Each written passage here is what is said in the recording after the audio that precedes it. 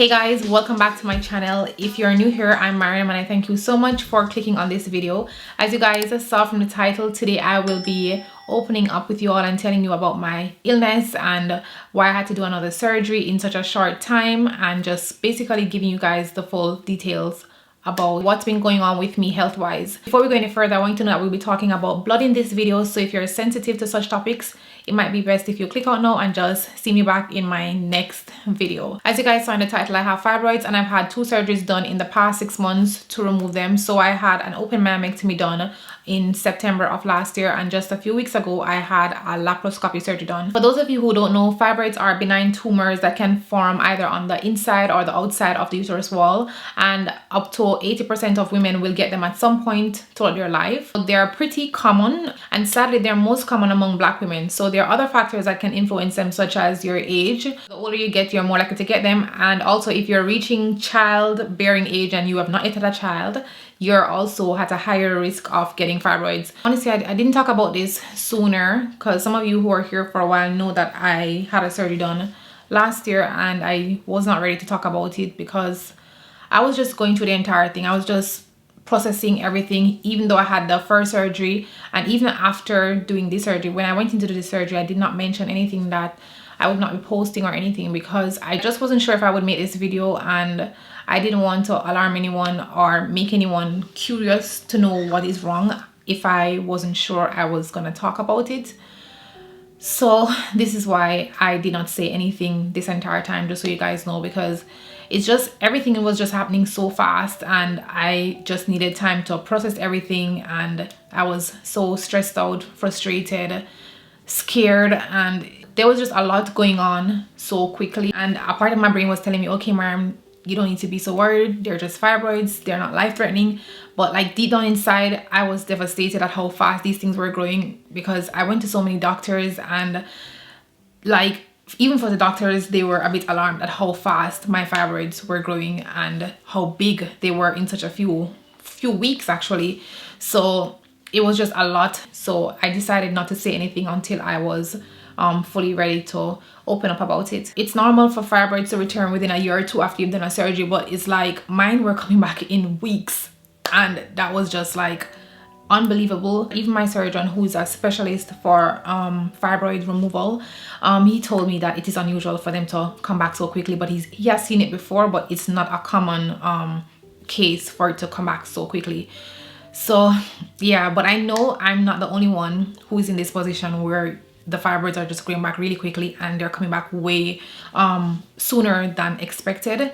So I wanted to make this video especially for persons who might have fibroids and they might be growing at a rapid rate more than usual, and you're just feeling alone, because I genuinely felt so alone in this time, knowing that I could not find another video on the internet with somebody's fibroids coming back in 2 months. So I want to start off by giving you guys a story how I found out that I had fibroids, like what were my initial symptoms. So it was sometime last year, about July of last year. Like one day I just had extremely heavy bleeding. Like I had to be using tampons plus pads, and I had to be changing like hourly. And I was wondering why was I bleeding so much? I didn't understand what was happening, but I said, okay, maybe just be an extremely heavy period. So after that day, the bleeding slowed down and I didn't really pay so much attention. And about a week later, I noticed there was like a ball in my pelvis, like kind of a ball, and I noticed when I walked I could feel it. Like if I stepped on the floor, I felt like it was just bouncing back up. It felt somewhat like a balloon with water. Like you have a balloon with water and it's like this. Just picture it kind of like bouncing. So when I stepped down, it would bounce up like this, or if I sat down too quickly, it would kind of bounce up.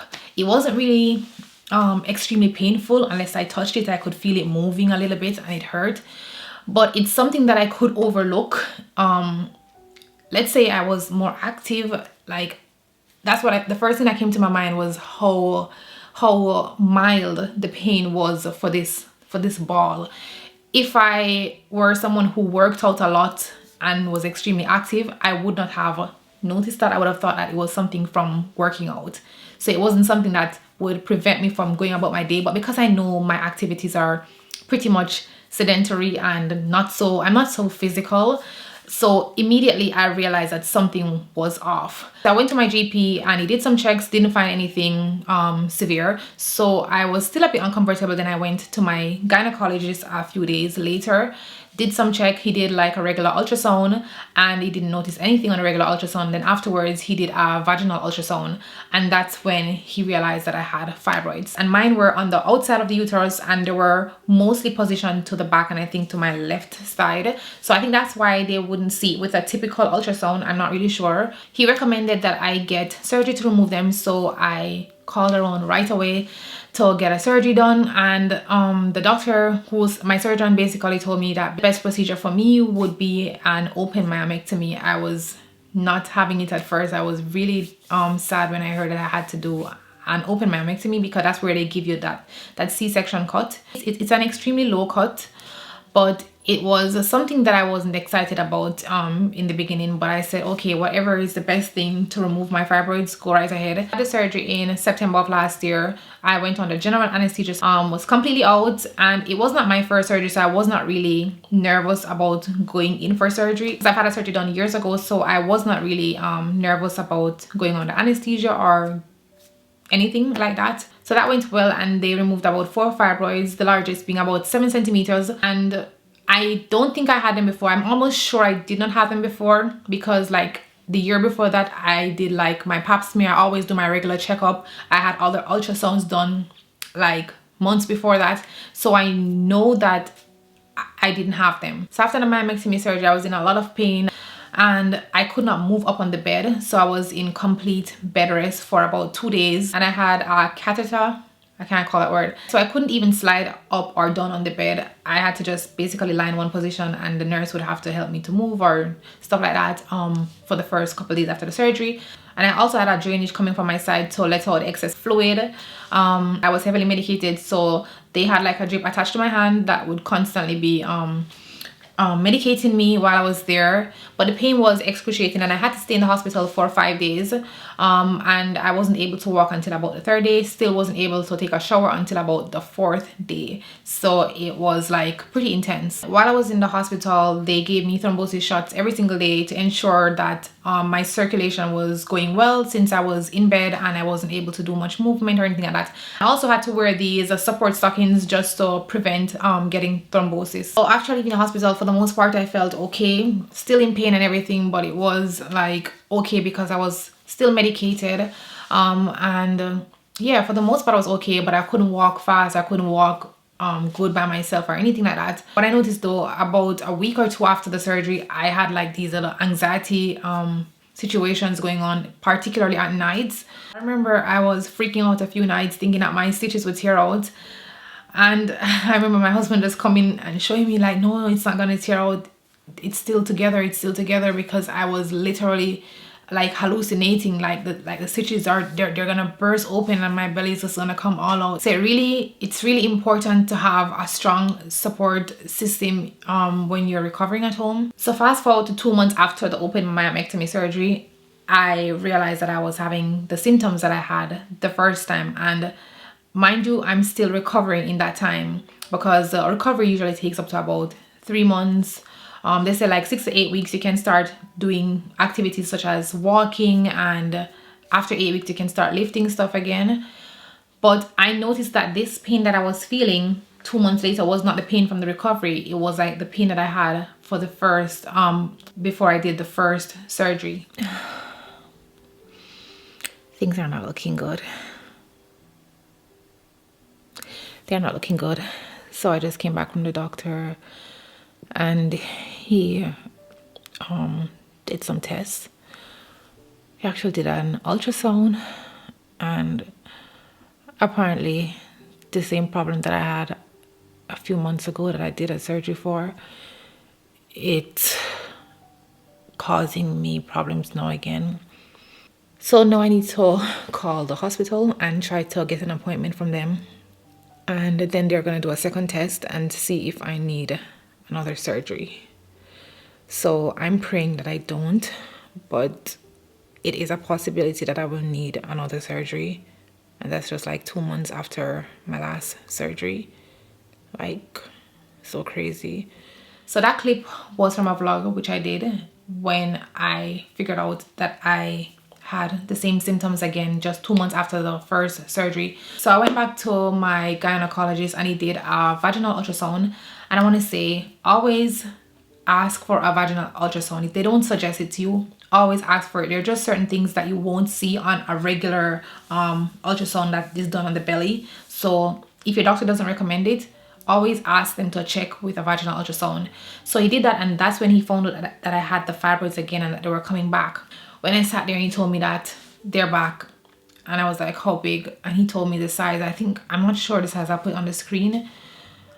My heart just literally, I felt it, and I knew I could distinguish between the healing pain and the fibroids pain, like I explained it to you.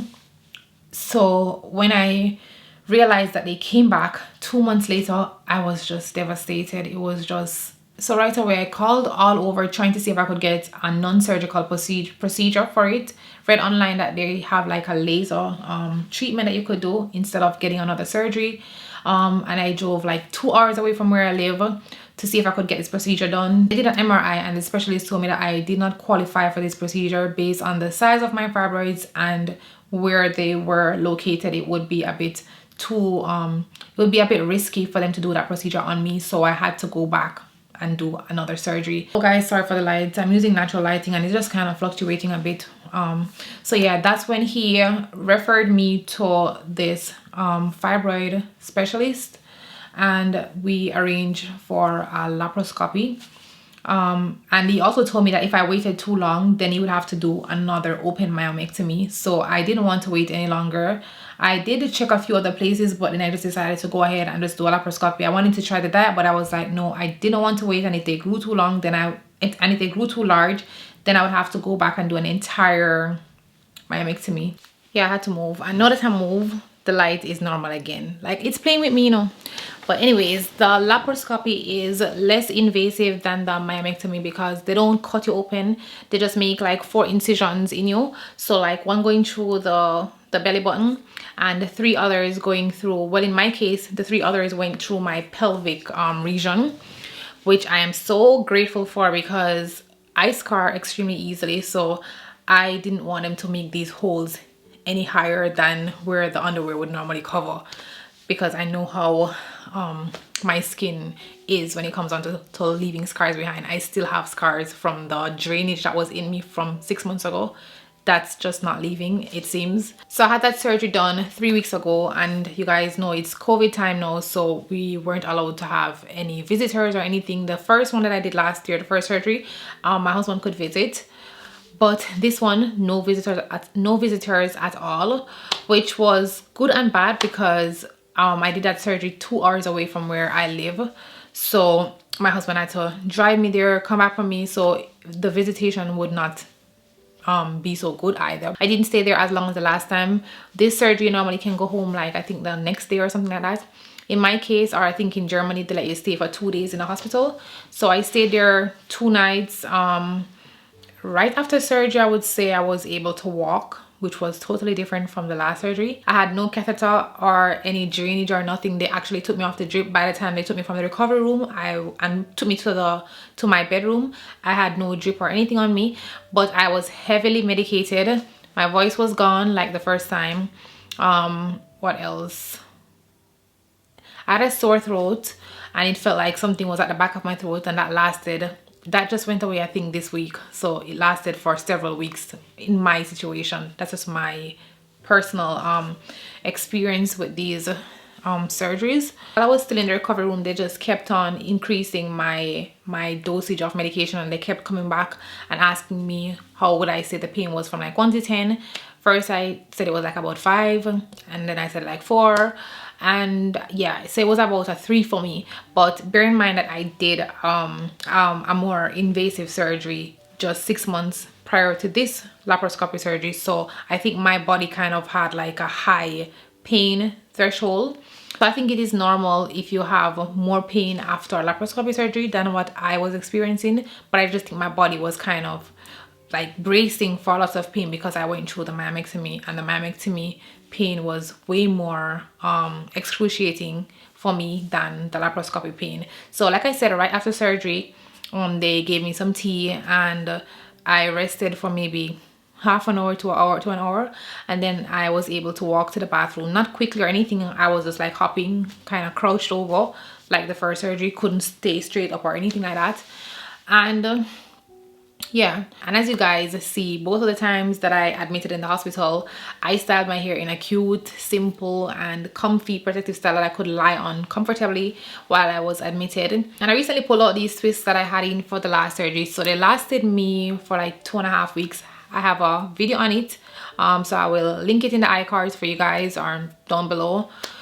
So yeah, they basically lasted me the entire time. What else? Similar to the first surgery, I had to get thrombosis shots every day while I was in the hospital. Didn't wear any support stocking this time because I was able to move. And similar to the first surgery, I was extremely tired, like for maybe up to a week. So I would just be sleeping at random hours throughout the day, just couldn't stay awake for too long. So that's basically my experience with getting fibroids and getting two surgeries, two fibroid removal surgeries done. They still don't really know what causes them to grow. The doctors here in Germany don't subscribe to the theory that your diet is a cause for the fibroids. There's just not enough evidence, so if you change this, it'll make a difference. They just basically told me that I have an environment for growing fibroids, which is, yeah, I don't know what to do with that. So I'm still not 100% sure what to do to prevent them, but I want to give some advice to anybody who might be going in for a surgery, whether it be for a myomectomy, laparoscopy, whatever type of surgery you're going to get. What I could say to you is that consult with more than one doctor before getting any surgical procedure done. I wish I had done a bit more research before getting my open myomectomy, because then I probably could have avoided that. I mean, everything went well. I took really good care of me every time when I went in for surgery. That's not the problem. It's just that I could have avoided getting that cut because that was a pretty invasive surgery. I must say my period didn't come back until a week before I went in for the second surgery. So I didn't get a period until 6 months after the surgery. Crazy. So that was a pretty invasive surgery, like insane. Is getting a second and even a third consultation before doing a surgical procedure, especially if they're going to tell you that you need a hysterectomy. Always. If you're getting a laparoscopy and you're going on the same day, you know, you just want to follow the doctor's food recommendations, not to eat anything like raw vegetables or fruits, because those will give you a lot of gas and you'll be bloated. And it would be also good to have some laxative at home if you're leaving the same day, just in case you have constipation. Also, one thing I want to talk about is that it's normal to feel hypersensitive when you're going through something like this, because I've been so emotional these past few weeks, if not longer. It's normal to feel emotional. You're not crazy, so just be gentle with yourself. And I would say just surround yourself with people who are supportive. You know, the worst thing is to be going through a bad situation and have someone around you that makes it worse. So I would say just surround yourself with people who are gonna be supportive to you when you're in such a challenging time. Also, try not to worry. I know it's way easier said than done, but just know that you're gonna be okay. Try to find whatever it is that works for you. For me, it really helps when I listen to music. So immediately after my surgery, each time when I did a surgery, I just would put in my earphones and I would just listen to gospel music and just speak life into my situation regardless of what I was going through. And it really helped me to go through these times and let me know that I wasn't alone. There's also this video that I watched before I went in for my first surgery, because I was so down when I found out the first time. And I found this video with this lady. She had like 10 surgeries for fibroids, and you'd like, why are you watching that video, Mariam? But it really helped me because she was just sharing her story, and it was more like a testimony what she went through, and it gave me hope knowing that she went through so many surgeries for fibroids over the years, and she's still here to share her testimony. She had a child, a miracle baby afterwards. So I do highly recommend, if you are a person who has fibroids and you're gonna surgery anytime soon, I recommend you watch her video as well, because it really kind of spoke to me. She's a woman of faith, and it was just so inspiring seeing her testimony and what she went through, and it gave me hope and courage so I could go through my first and second surgery. So I'm gonna link her video down below so you guys can check that out. if you wish to. I'm still doing things and trying to make changes to prevent them from coming back, and I will try my best to share more in my upcoming vlogs and possibly do an update video in the future, letting you guys know how I am recovering and if there are any persisting complications, etc. If you're here for a while, you know I'm a pretty private person, so I do feel a bit naked now, but if my story was able to help someone feel calm through this entire process and just kind of give you an idea of what to expect for an upcoming surgery, an upcoming laparoscopy or myomectomy to be specific, then it was totally worth it, me feeling naked on the internet for this.